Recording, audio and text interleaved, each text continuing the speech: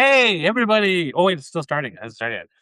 Okay, here we go. Hey, everybody. Welcome to my weekly live stream on Substack. My name is Bobby Umar. I am the host of the 1% Brand Brilliance, and I help people with their brand, with their clarity, with their focus. Small business owners, entrepreneurs trying to level up, whether they're trying to do better storytelling, content strategy, speaking, or even just focus on their sales. I mean, trying to find a way to help you guys level up. That's kind of really what it's all about. That's kind of what I do. And I've been doing a live stream now every week around this time on Friday for the last probably, I guess, maybe 4 or 5 weeks now. And I'm just basically inviting all my friends and followers and connections of people I think are really awesome that I've connected with that are sharing some great stuff. So if you're joining this, thanks so much for being here. Ask questions, share comments. You know, we like when people heart and things like that. It makes us flow. But speaking of really amazing people, I want to invite Taylor in here, who is excited to be here. As he said, he's asking about great days. But let's start with a intro. Can you do an intro for everybody, please? And I'll do my intro after that. Yeah, of course. So my name is Talon. I help people build multi-dimensional brands and write newsletters through multiple interests. I was a college teacher in my past life, and I was a musician in my past life before that, producing electronic dance music. And I also run a newsletter ghostwriting and consulting agency for founders and established experts that we've been running for 4 or 5 years now, worked with over like 140 people. So I'm excited to chat with you about brands, newsletters, and Substack, whatever comes up, man. Thanks for having me. Awesome. All right. And a little bit about myself. I am a motivational speaker by trade. I've done 1,000 keynotes across 4 continents the last 25 years. I was mostly an expert in soft skill leadership, but then I became known as an expert in networking. So I wrote a book, became known as an expert in personal branding. So I developed a course. Then I became a digital influencer on Twitter, LinkedIn, Instagram with 750,000 followers. And now Substack's my jam. It's my new place to be, and certainly helping people with their brand, landing TEDx talks, doing more paid speaking, building businesses. That's kind of what I'm here for to do. And one of the reasons I'm excited about this topic is because I love the title, Jack of all trades, master of no brand. And the reason I love that is because in my story, I had 4 careers. I was an engineer, first of all. Then while I was there, I started a musical theater company and grew that to 150 people. And I decided to get into performing arts. But then I did my MBA, went into brand marketing, trying to fit in that corporate mold. And then I also dabbled in teaching. And after, not fitting in anywhere, I was like, what do I want to do with my life? Because I like everything. I just like too many things. And so finally, I kind of decided to work on my personal brand, get some clarity and focus. And even though I still had a long list of things I wanted to do, I chose motivational speaker, and I kind of went with that. Eventually, I learned along the way, no, you're an expert in something, so you have to write a book and a course and a program. So, but I became a speaker, and so, but I always say I was always a jack of all trades, master of none. And so, I love the title, and I think it's something that a lot of us struggle with. So. That's kind of where I kind of want to roll with this, Taylor. And when you think of the title, Jack of all trades, master of no brand, what does that resonate for you in terms of you and your story? Well, it's the arc of my career, we'll say. I'm someone, even when I was a kid, I would just pick up things and put them down, like always just doing lots of stuff, not very committal. And then I went into music, and when I was in music, I didn't want to just pick one genre. It just wasn't creative enough for me. I don't know if it's like a creative impulse or my nature or arrogance. Who knows? But I just always wanted to do things a bit different. I wanted to fuse multiple things together. Very interested in many things and how they work, such as spirituality. Like, what is spirituality? Really? Like, can we define it? Like, what is that? Like, I think that's a fascinating thing to talk about. In business, everyone always says, copy other people. Just do what's already worked and what's already validated. Don't reinvent the wheel. And there's a part of me that's like, maybe it would be really fun to try to reinvent the wheel and to try to do something a little bit different, and then fuse writing with psychology, with, the spirituality we were talking about. And then all of these things coexist. So when I was trying to do that with my brand, and I was writing on Twitter in the early days, that was back in like 2022 when I started, I was just writing anything that came to mind because people just said, you are the intersection of your brand. People follow you for you. So just talk about whatever you want to talk about. Well, I talked about whatever I wanted to talk about. No one knew why they should follow me, and I didn't get any clients. I'm like, okay, so there's some very great aspirational advice, I guess, like just be you, but it wasn't really working for me from a career perspective. and I wasn't building any brand recognition. And I struggled with this for 4 years. I niched into ghostwriting and it did really well for me financially, but then creatively, I just didn't enjoy my work anymore, especially when I started writing on LinkedIn. Then I really didn't enjoy my work. That's where artists go to die. So it was really challenging for me for a lot of years. I looked to a lot of different people for guidance, and I didn't feel like I found any satisfying answers of how to build a career or a brand if you are someone who has multiple interests and still wants to be able to attract clients and still wants to be known for just one thing when you're interested in many things. Like, how the heck do we do that? And that's been my arc as a writer over the past almost 5 years. And that led me to the solutions I have now. And I'm happy to help people build multi interest brands now that I've figured it out for myself because it was just such a huge pain point for me. It's very frustrating. Yeah, I feel you on that. In fact, I also recall that part of my first foray into social media was actually, aside from Facebook and LinkedIn as kind of like connecting with professionals and my friends, I went into Twitter and I started talking about whatever randomly came to my mind. And it was fine and fun and everything. But, in terms of business, I gathered a large following on Twitter quite quickly. 100,000 followers within like about a year and a half. And I was like, this is great. But I didn't really translate to business because I had all these things that I was talking about. And so I think once I started focusing, it certainly got a lot better. I often felt like every time I left the different, things, I felt like I was a failure. Like the truth is, and I don't really talk about it very much, but I left engineering because I got fired. I left Yeah. brand marketing because I got fired. I I left teaching not because I got fired, but I felt squeezed out. It didn't feel like that the people there were supporting me, so I kind of left. I left performing arts because I just went on to do so. I got bored and I went on to something else because there's always another thing you want to pick up to do, right? So it's always been a challenge for me to kind of figure those things out. I think that's a common affliction with a lot of people. There's people commenting right now saying, it's certainly challenging to monetize when you have lots of interests, and we're still trying to figure things out even in our 50s or even later, and that's fine. Nothing wrong with that. I think it is a bit of a challenge. So, did you do any sort of formal thing to kind of get more focused, or actually, I should say focus because I think there's focus, but then there's also kind of marrying and integrating the things that you love Mhm. together. So, like, tell me a bit more about how you did that. Like how I found a solution. Yeah, yeah, Well, there were people that I did learn from and look to. Like everybody says, they're like, well, look at Leonardo da Vinci. He was interested in everything. And I'm like, right. yeah, you're right. We should totally look to the outlier, one of the craziest outliers in all of human history. And we should just do what he did. Like, totally. That, thanks. That's useful. So I did look to him for a little bit, but I found that funny. Other people online were writing about it and they had like little pieces of the answers, such as like, you are the intersection point or like where do all of your interests intersect? Like I think these things are kind of like they're directionally correct, but I didn't really know what to do with that. Like, how do you find like how it all connects? Like, what does that even mean? How do you make money from that? I didn't find a satisfying answer. So it was really just me beating my head against the wall for a couple years, just like thinking it through, trying different things and failing a lot. What I ended up landing on was that especially if you want to get clients, because I see some people like Laura in here talking about challenging to monetize Yeah.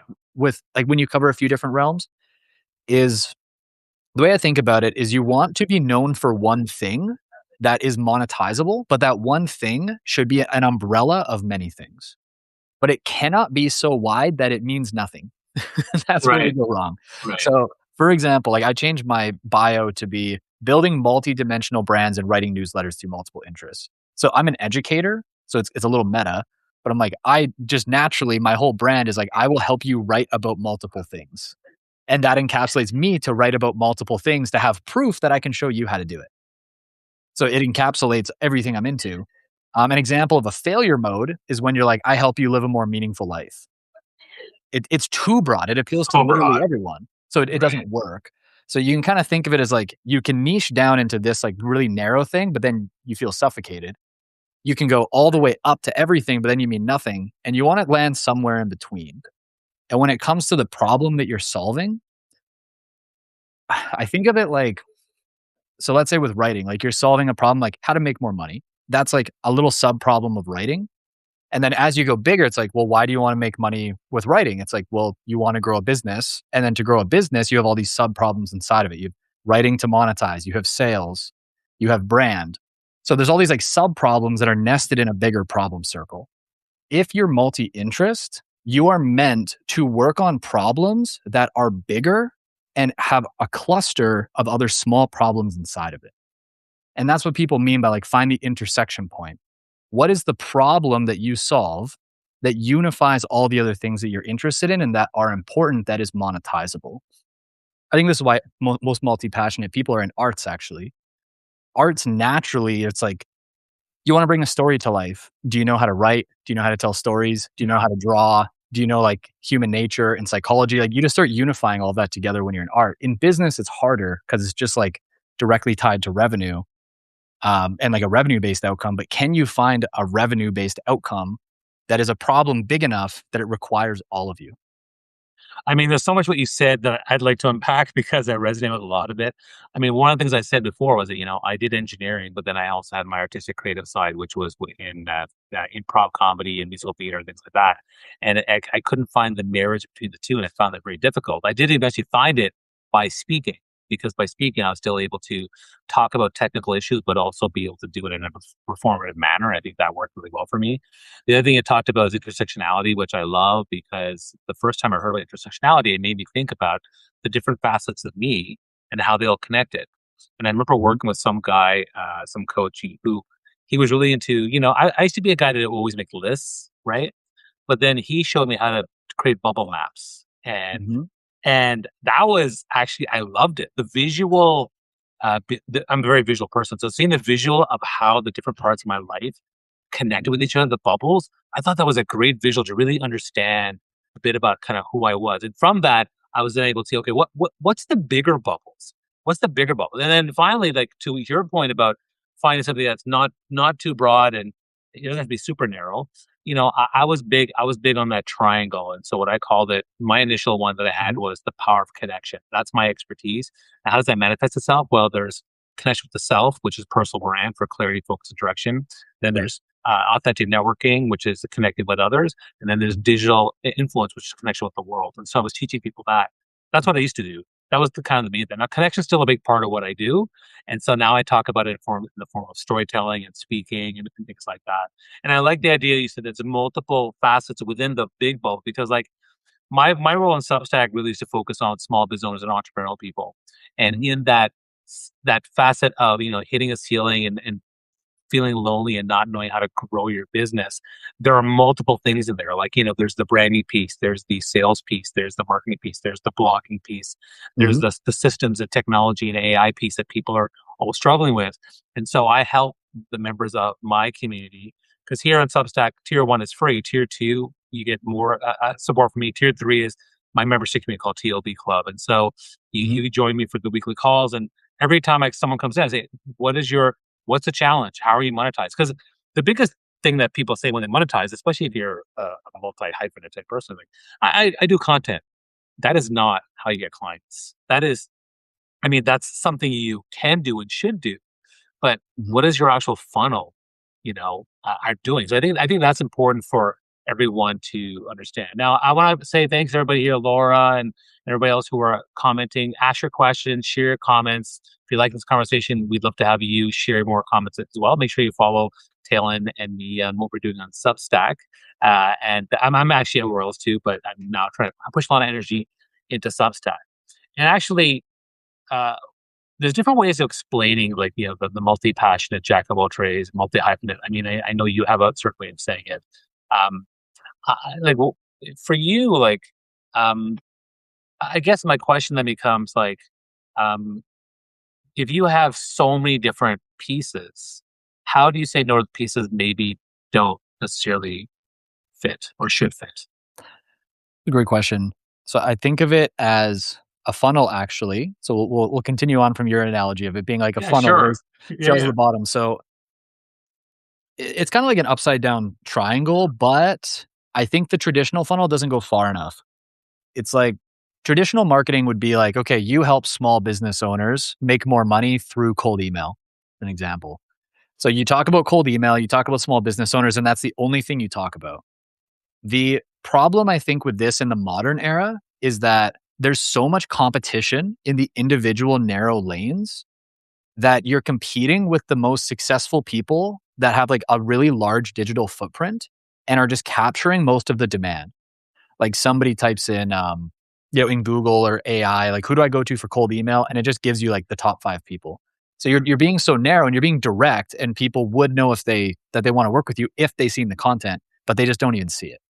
So that's like one problem. So how does being multi-interest solve this? You think of it as when you go up, all of your interests eventually connect back to that thing. And the longer the article that you write, the easier it is to like eventually bridge there. So for example, I could do a spiritual piece about like what I believe spirituality is, but then at the end of that piece, I could say spirituality has led to me wanting to become a conscious entrepreneur, and my path of like actually achieving this is through running this cold email agency.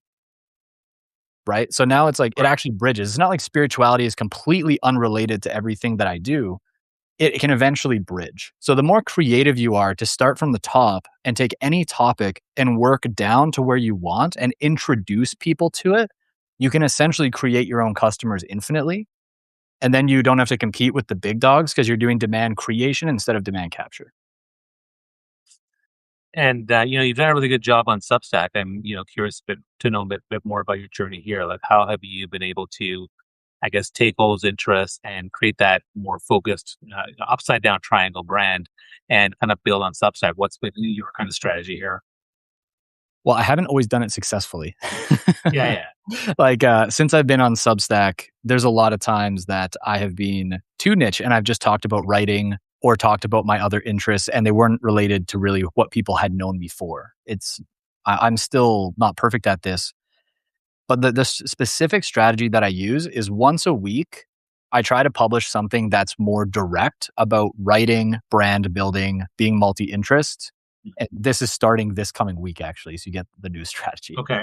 Yeah. So once a week, it's like, what's just a more authoritative, like, here is my expertise in this domain. And that's that.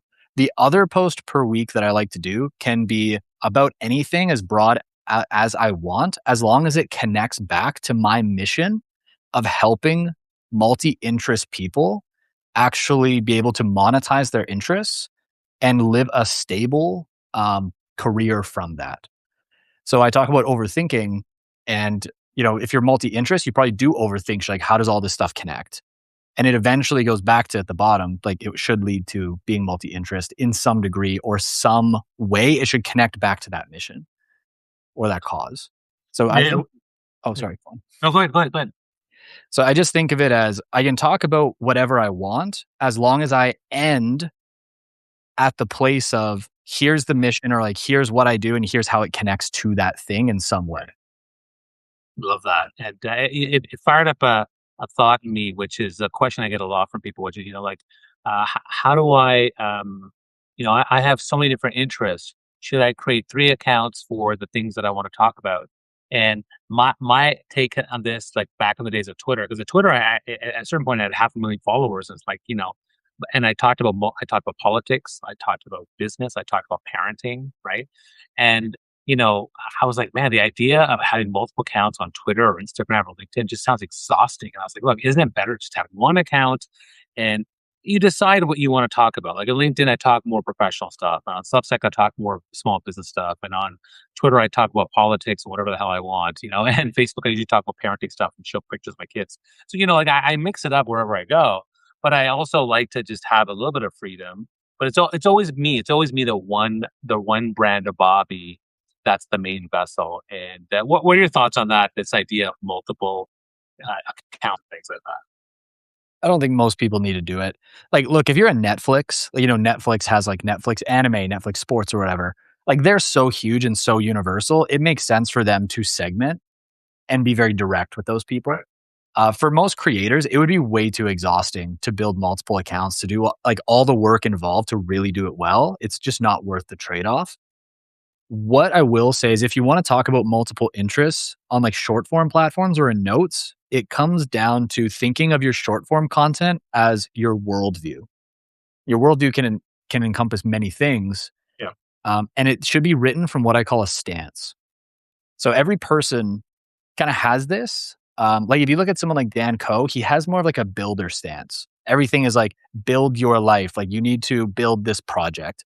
I have another friend named Jack who he will write the same thing as Dan, but he won't say, like, you need to build things. He's like, you need to connect to your higher self. He has like a spiritual stance. My stance when I write a note is I try to have an artistic craftsman stance. Like for me, like no matter what it is, it's about doing it really well. It's about doing it creatively, doing it more you and more authentically to yourself, as opposed to just like building things for the sake of building things. It's like you want to make things that matter. So I think you can talk about anything you want as long as it comes from a unified stance, and that'll come off like implicitly. Not it's not won't be so obvious. And as long as like the things that you're talking about in your long form content will connect to the broader mission or the thing that you help people with. So they act as like entry doors. I love what you said about that because for me, my weekly post is really something to do with helping small business owners. That's what it's about.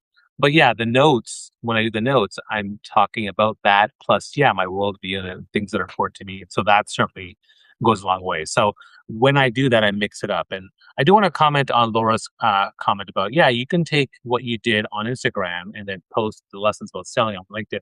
I was referring to specifically about multiple accounts on the same platform. So imagine three LinkedIn accounts and three Instagram profiles, and that's where it gets a little bit exhausting. But yes, there's definitely a huge cross reference between the different things. I mean, I certainly talk about small business ownership on LinkedIn, not all the time. My primary goal on LinkedIn is for my keynotes and my speaking, and so I keep that focused. And then for here, it's more about the small business ownership, and sometimes I talk about keynote speaking, but it's not the primary thing. It's more about how can I help business owners. So I think that's important.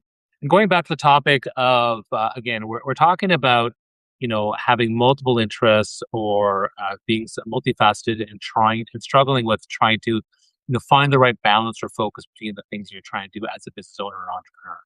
So one of the things I wanted to ask you about was kind of about authority, right? So if you do everything, my feeling is that doing everything will kill your authority, whereas there is more authority building and trust building with some niching. Can you care to comment on what your thoughts on that? Okay, you are right, but you're hinting at a failure mode where, like, when actually the other day we were looking on LinkedIn for like potential clients to work with, and this one lead was like, "I'm a speaker and a philanthropist and an investor and Right. a psychologist and a writer and a brand coach," and I was like, "Oh, so you're nothing? Like you're just nothing." Like once you hit a certain point, you're like, Oh "Okay, I get yeah, it. You do literally nothing." It makes yeah. sense. So that is a failure mode. My like honest answer though of how to do this is it goes back to the problem cluster. So you can become an expert at multiple things if it is required to solve a bigger problem.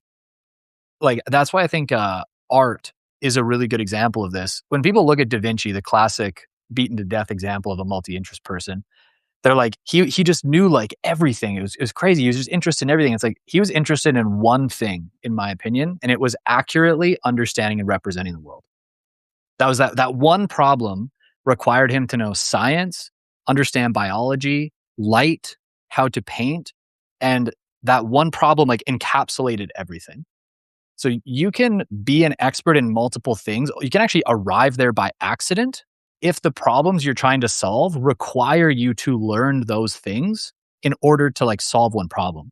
Because now you get around the learning problem when people are like, well, how do you learn like five things at once? It's like, be forced to. You know what I mean? It's like, Sure. I mean, look, I mean, as an entrepreneur and business owner, when I first started speaking, I was known as the networking guy. But then LinkedIn and Facebook and these things came along, and I had to learn how to teach people how to digitally network with people.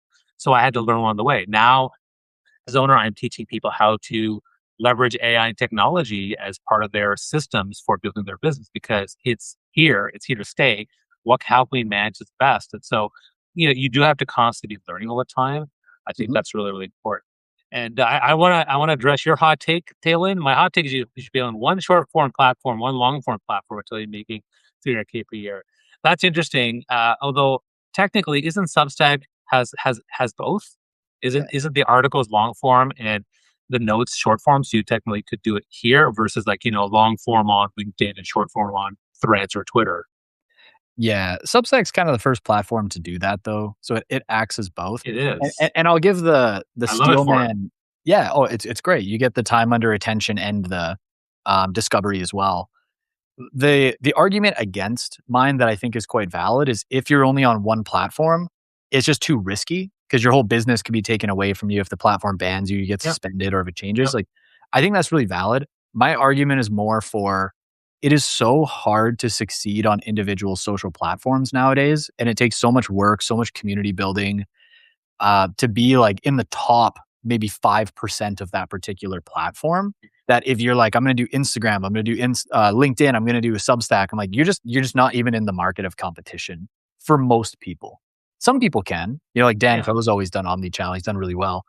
For 99% of people that I've seen, it is not worth the effort and the time to split it. And you're just actually hurting your revenue.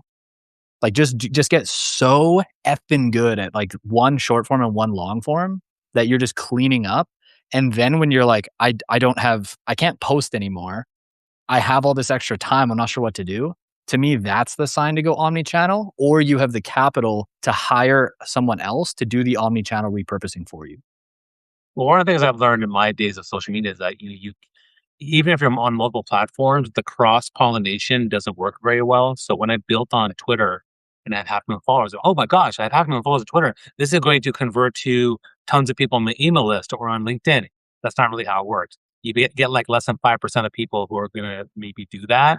You have to build on each of the platforms. My general take is like have a primary and then what's your repurposing strategy where you want to put the other stuff. So, for example, if you're a speaker like me, then create videos and pick the one platform. Is it TikTok? Is it Instagram? Is it even LinkedIn or YouTube?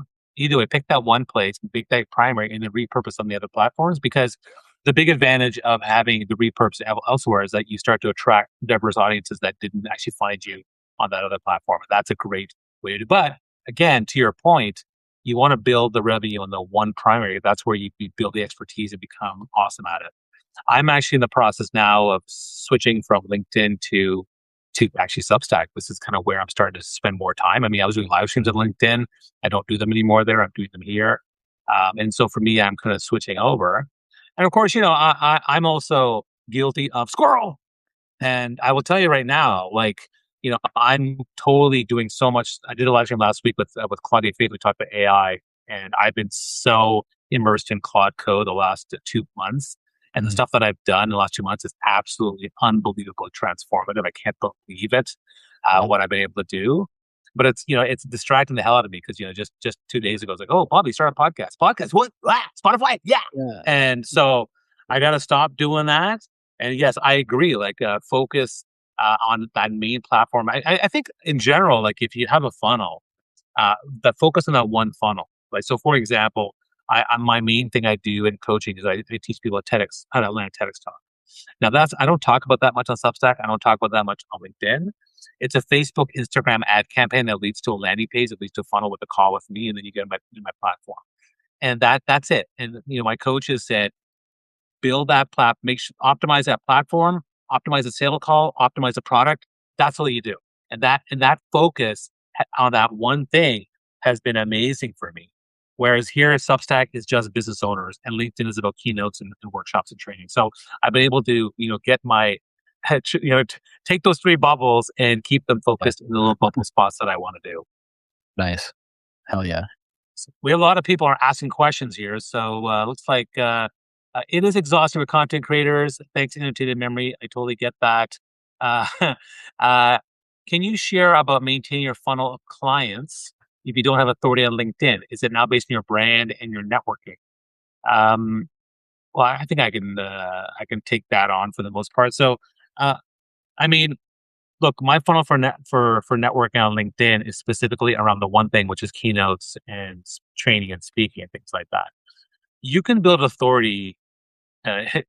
it's not that hard to build authority, right? So you look at the stuff you've done, you look at the things you've written, you look at the people you've worked with, gather some testimonials, gather some writing expert excerpts, look at some of the things you've done where you've impacted people.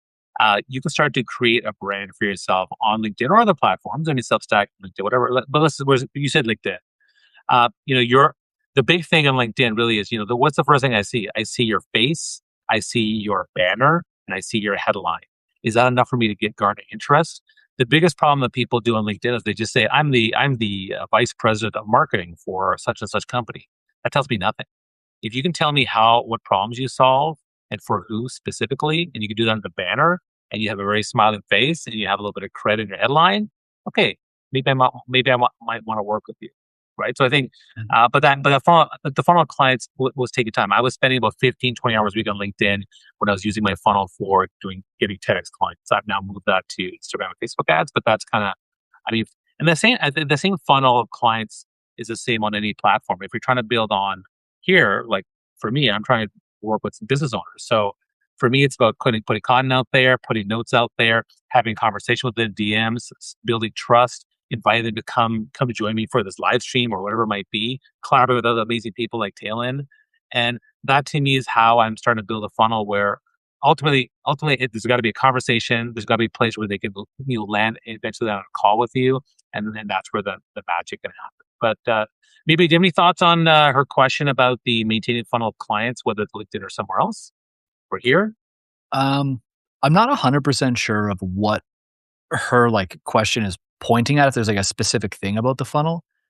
My, like, really short answer is that LinkedIn to me is you post content that is very high authority and builds credibility, and then you do DM outreach, and the content increases the conversion rate to the DM outreach, Yeah.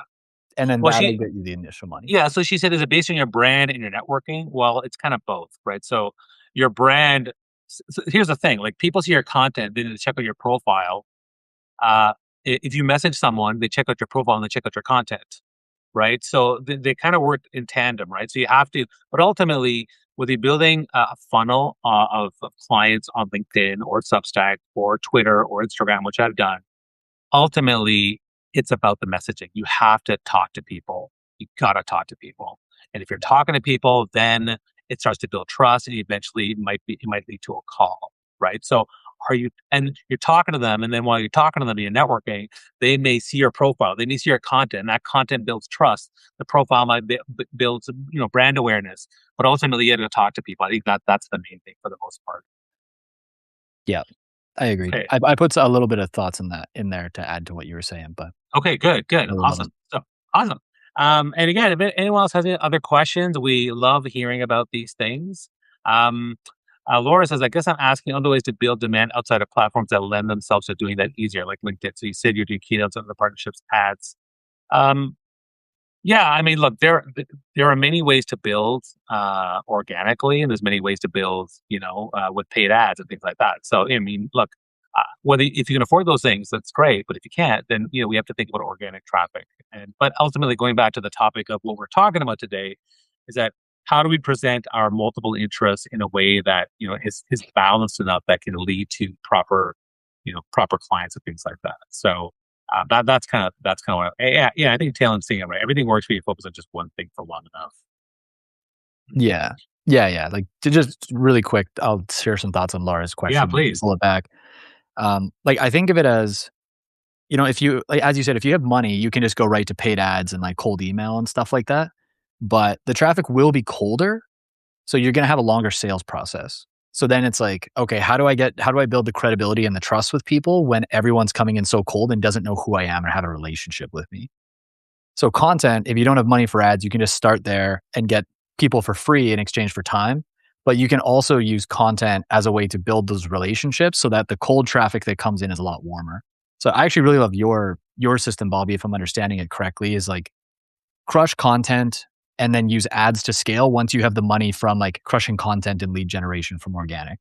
And then you scale with like ads and cold email, and then you don't have to sell on the content anymore because it just becomes a credibility thing and you're just converting on paid acquisition channels, but you have people coming in that are warmer.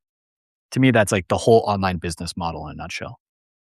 Yeah, and I think it took a while for me to get there for the most part. But once I had a brand of 5 TEDx talks and I had my 2 time LinkedIn top voice and the speaker, I was able to like use that brand to do the ads. I think that's important. One of the things I wanted to get into also is that when I think about personal branding, a lot of people I always say that you should discover your personal brand, then design your personal brand, then deploy your personal brand. And what I mean by that is that, a lot of people jump right to the design your personal brand. They're like planning their logo, their website. They're doing all that content. They're trying to plan everything, the materials, the assets, and all that kind of stuff. But they don't do the discovery piece. They don't dive deep and understand their values, their skills, their interests. What people say about them, what people love about them, understanding how they're perceived, what kind of memorability or emotions they create for folks. So I always say it's important for to don't be the 80% that skips to the design phase. Make sure you dive in the discovery piece. So I was curious about your thoughts, Taylor, on what's your version of discovery with a client? Like, what do you dig in for before you write a word? I mean, is there anything that you can share around that? Yeah, yeah, yeah. Because you make a good point. Like, most people try to skip steps. I like Caleb Ralston's definition of brand a lot, that brand is the associations that other people make with you. So, to me, that's the main question is, okay, if we're designing a brand, what associations do you want these people to have?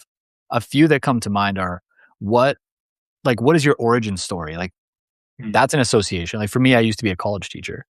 right. People really like that one. What area of like expertise do you have? For you, it's like, the TED Talks or the speaking and all that kind of stuff. Like, that's a good association. Like, okay, great. Let's talk about that. In terms of worldview and lifestyle, are there any kind of associations? Because I do believe nowadays that branding is moving more towards being worldview based and less about being niche based. Or you could argue it's going in like two directions, rather super niche or your worldview. But the middle in between, I think, is Mm, where people are getting killed. So it's like, okay, do we want to just have associations in a very narrow domain and a narrow niche? Like you're a speaker and like that's it. We don't really want any other ones. Or what aspects of your worldview do we want to fuse into a unique brand? Keeping in mind, we can only do probably like three of them until people stop being able to like remember it. Like even the people that I really look up to that are multi interest, the associations I would attribute to them, like Naval Ravikant, it's like investor, into science and philosophy. Dr. K, meditation, spirituality, psychology. Like you can't really remember much more than that. So it's like, what's the three core things? And then like coming from that, what are all the other associations that are more specific within those buckets? I hope that's actionable enough for everyone. Yeah, no, no, I love that. And again, guys, we're doing a live stream. I do it every Friday at 4 p.m. We're with Talon. We're talking about having multiple interests and how to make sure you brand properly. Another question coming in. I love the question, guys. There's some people really engaged here, which is great. I'm always loving that. So, Shubham says, Talon, so you mentioned you ought to have a unifying theme for your multi-interest content. So, what kind of offer can one have? Does it have to be about the unifying theme or one of the interests you're good at? Please answer this. It's a really good question. Yeah. So this is where it might sound like I'm contradicting my own model, but I swear to God, I'm not. So the multi-interest thing and the unifier, and the offer tend to be a bit different. The offer needs to be niche. Usually, like somewhat niche, unless you're going universal. And then if you're going universal, you got to have a lot of traffic. So you should probably just be niche and raise your Yeah. prices. So, for me, my whole like unifier, as we said, is like newsletters with multiple interests. Even broader than that, it's about just being really creative and living a creative life. My offer is not about creativity. My offers are actually about just getting really good at writing newsletters with multiple interests. So the offer is like specific. It's like, who is this for? What's the promise and what's the problem? Like the three Ps: person, problem, promise. That's for like the content because it's worldview based. It can be broader and you can have that theme, but with inside of that theme, there's a vehicle for executing it. So how do you become more creative? Well, me specifically, I'm not teaching you art. I'm not teaching you to draw. I'm not teaching you video. I'm teaching you how to write newsletters. Not just writing, write newsletters with multiple interests. That's how I will help you become more creative. But there's like 50 other ways you could do that offer that's still niche. Does that make sense? And I think I'll add to that one. I mean, look, I have multi-interest content everywhere, but the unifying theme is the power of connection and the human edge. That's kind of what I talk about, whether it's politics, business, family, parenting, you name it, technology, you name it. So that's there. And the other thing I'll say is that, I think it's also better if you have, even if you have multi-interest content, to have what's that one thing you want them to do, right? So Mhm. I have one product. I don't have thousands of products or hundreds of products. I know some like if you're big enough, you can start building the entire value ladder of the $20, $100, $1,000, 10,000 like Mhm. that. I just have one thing, right? And that's my main on each platform. So my TEDx is my one product, which I do through ads. My one product here is really my subscription, which is basically tier one, tier two, if you like it. Tier three is membership at my TLB club. Like that's it. It's not that complicated. I see another question from Ed in memory. What do you do when you want to pivot? Most people have a large network and plenty of experience, and the job becomes a brand. But I'm rebuilding midlife, but that doesn't offer a solid start for authority brand. How would you approach it? Oh man, I've had multiple times I've done this, and uh, not to share my age, but I am older. I am Gen X, okay. And what I can tell you is this: I've had four careers, and now I've been on my fifth career for the last 20 years. The number one way to pivot when you have a large network or you're established with your brand, with your experience, is to take people on the journey and your story. Tell people the story. Tell them how you're feeling. Tell them what's going on. Because I tell you, 80% of people get it. Even if they're stuck in the matrix of the corporate world for 20 years, they still understand exactly what you're feeling.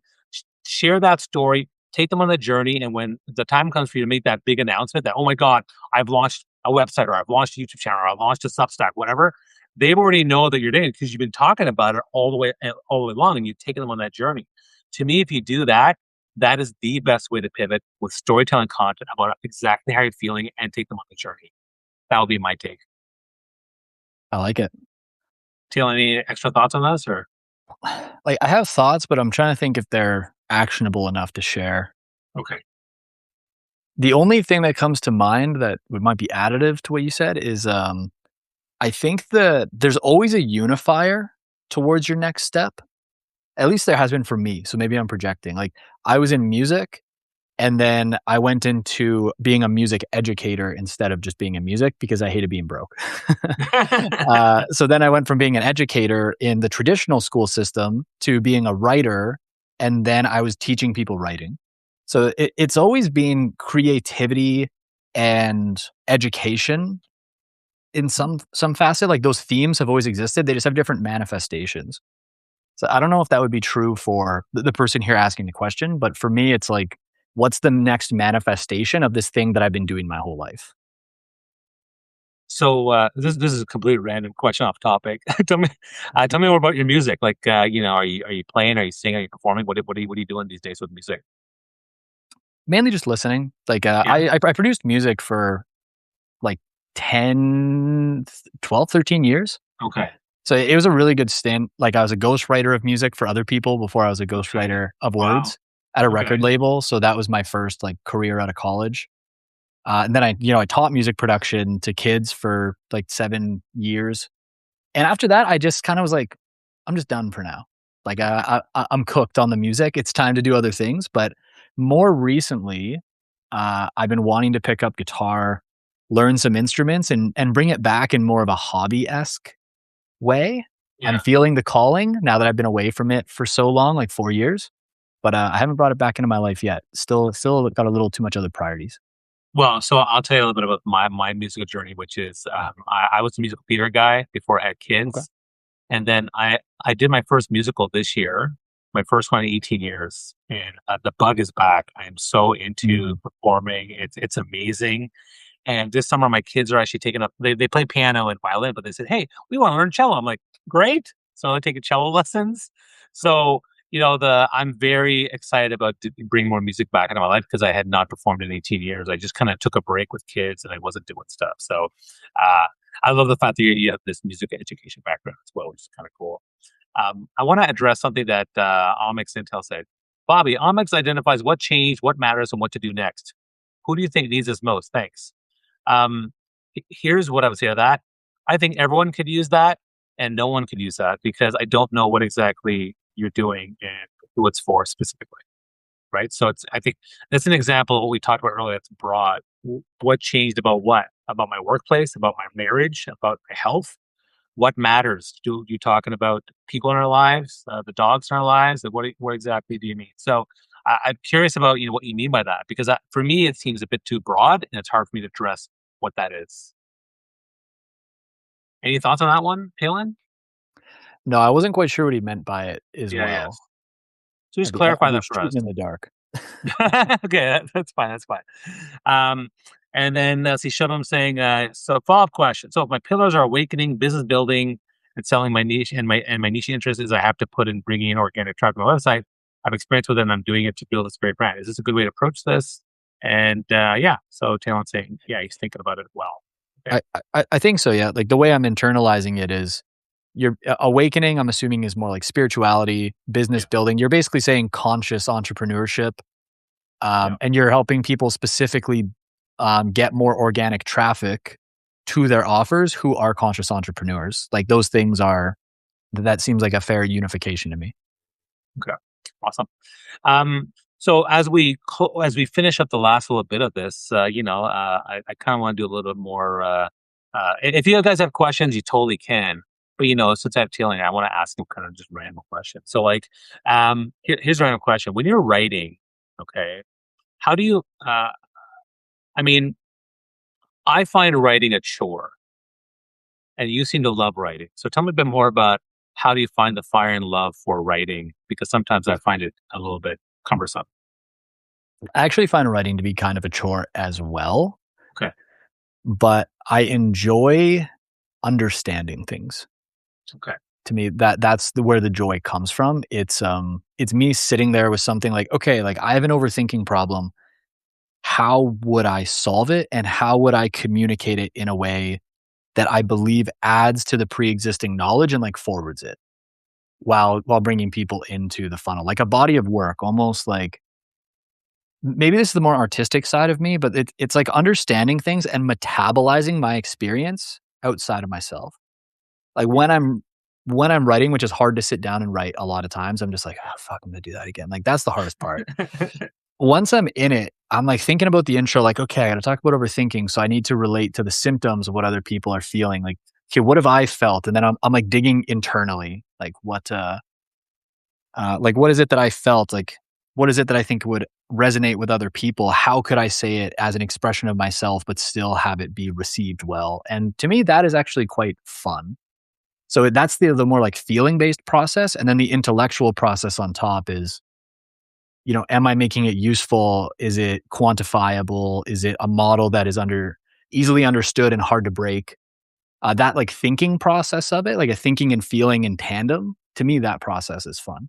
Sitting down to start writing is hard. And writing content that's just like write something to get something out, I personally, like, hate that. It needs to be, like, more artistic for me. Right. Right. I mean, what you're saying is pretty much what I do from a speaking standpoint. Like, I love to just do a video and reflect and think about things as I'm learning things. I share what's going on and I talk about that, and I enjoy that tremendously. Having put it down on, pen, paper, or text, whatever, I find that a little bit more cumbersome. So what I do now is I'll just make a video and then they take the transcript and that turns into what I'm going to write about. I think that works really well for me. But I do love pondering and learning about things. Like, right now I'm learning a lot about Claude and Claude Code and Mhm. how it can transform my life and business, which is great. The live stream last week with Claudia was great about that. So it's something that for sure I'm doing now. That which begs my other question, which is, how are you integrating, balancing this idea of using AI with the writing and being original, but also uh, saving time, which I know a lot of people are doing. My feeling of AI is that look, like it's important for us to understand how it works. And there's the concept of garbage in, garbage out. So make sure you know what you're doing. Like my wife, it's my partner. She's a copywriter editor. She's a communication specialist. So she writes for a living. That's all she does. And she was worried about AI taking over her job. But I told her, I said that, I don't think so because from what I've seen with my clients, every time they write something for me, like let's say they write, here's my pitch for my website, or here's my pitch for speaking or for TEDx, or here's my business plan, and you can clearly tell that AI has written it. They think it's amazing because they can't discern that it's not that great because they're not writers. And so my partner, who's a really great writer, I think can discern that. And Mhm. therefore I still think she has a job. That's kind of been my take on that. And so find that being an expert in being able to put the good stuff in and be able to analyze things very, very well, I think is really important. Kind of want to get your take on that balance as well. Yeah, I've gone through periods of using AI more heavily and then less so, and trying to find how I like to work with it from a writing Mm. perspective. The conclusions I've drawn is that if AI generates drafts for me, I tend to just hate it. And it just feels so wrong. Even if it's like in the micro, I'm like, it's just not it. Like again, for me, it needs to like come from somewhere. And I'm like, this is the expression. But where AI is really great is in editing and me not having to pay like an editor a crap ton of money. Like the feedback I get from it and the way I've programmed it is so good. It helps me catch all the stuff that I overlooked or that I didn't think about. So it's actually made writing take longer for me, not less, because it's helping me stress test my thinking and like synthesize the models and break them. And then it's also helping me edit a lot more robust. So it hasn't really saved me time on the writing side of things, but I do think it's made my writing a much higher quality. Where it saved me time is in software development because we're Right. currently working on a couple different softwares and like AI and vibe coding for basic software development before hiring it off to a programmer to like build it more robustly has been absolutely game changing for my business. So that's it's been great in that regard. Awesome. Awesome. Yeah. Yeah, I mean, I'm certainly using AI for a lot of things. I'm exploring different things, and it's a lot of fun, and I'm becoming a more advanced user than I ever thought I'd be 6 months ago. So it's certainly helping me a lot. So I do love it, especially when I know that it's my brand voice. I've tested it with my original content, and it's like it's pretty much people can't tell the difference, which is kind of cool. I love that. I think it's more to test. Now, I know we're near the end here, so I'd love for tell people how can they best support you, follow you, cheer you on, champion you, hire you, whatever. Yeah. Give me your pitch. Let's hear it. I love to hear it. Sure. Yeah, you guys can subscribe to me here on Substack if you want to keep up with what I'm doing.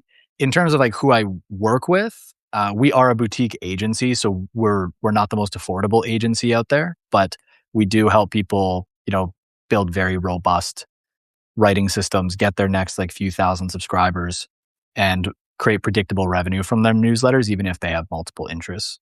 So you get to send me a DM if you're interested in something like that, whether it be consulting or having us write for you. But in terms of just support, like just following the newsletter, reading them, opening them, and letting me know like where there's areas that we can improve, and if there's certain problems you would like me to write about that would help, that'd be epic. Awesome. And for those who are following me, feel free to follow me as well if you want to get more support as a business owner, have accountability, focus, strategy, storytelling, and just really have a place where you don't hit a ceiling or a place where you don't feel alone, a place where you can get access to resources. I'm your guy. You like, hey, I need a contract template. You got one? Yeah, I got one for you. I need to become a speaker. You got a speaker template? Yeah, I got one for you. So like, join my second tier, which is not that expensive. If you want to go even further and be with me on monthly calls to help you support and grow your business, I promise you that if you work with me for 6 to 12 months, we'll grow your business, monetize your strategy by 20 to 50%. That's kind of what we do here. So But awesome. feel free to look that up and check out what we're up to. Um, in terms of the topic today, final thoughts. I mean, the topic has it's a jack of all trades, master of no brand. What are some final thoughts for the audience here today, Dalen? Hopefully now you are the master of your own brand. Well, all jokes aside, I hope that we've provided at least some kind of framework or direction. Like I'm working on some articles on this, but I just find most of the multi-interest advice out there is very aspirational, Hmm, and I think we need more practical, concrete models and paths and methods for people and creatives to actually pull this off in the business world and make money from it. So hopefully we've achieved that and given you at least a direction to move towards. Yeah, I know. I love that. That's a great point. And my main model has always been to discover, design, and deploy your brand. Right. That's why I call it DYPB. But the discovery piece is so important. Taking the time to really understand your values and do a bit of diverging into all your interests and skills and aptitudes and things you care about, but then trying to converge on what you need to really focus on. And so if you follow that's a model that I use. I have other models as Mhm. well, but I think, yeah, having a process, working with a coach, asking for help. Like seriously, I get so many of you out there are struggling with the multiple things you want to do, the things you care about, you're passionate about it. And Taylor and I have similar experiences from our life. So if you're willing to ask for help and follow, follow people who can, guide you, like we are here for you. So thanks so much for that. Talon, thank you so much for being here. Always great. I'm very inspired by a lot of stuff you write and say. I love your vibe, which is fantastic. And so to me, it's been great for me. Everyone who's been listening to this, by all means, check out the replay, share this on Substack notes and whatnot, tag us. And if you want to, you can also tag me and take a picture on post on LinkedIn and Instagram, and I'll say, hey, hi, Woo, and woo. woo. So I'm fine with that too. And so we're gonna close live now. I'm here every week. Next week, I think I have a speaker on Saturday, but I'm trying to move into Friday to join me then. But I'm always here every week, usually on Friday. So thanks so much for being here. The live's gonna close. It's gonna shut off right away, tail end as we end. So I want to say goodbye to you. Thanks so much, but we'll be in touch and we can do more stuff together. But thanks everybody for being here. Have yourself a wonderful, wonderful weekend, and we'll see you guys soon. Take care. Awesome. Thanks, Bobby. Peace, man. My pleasure. Bye.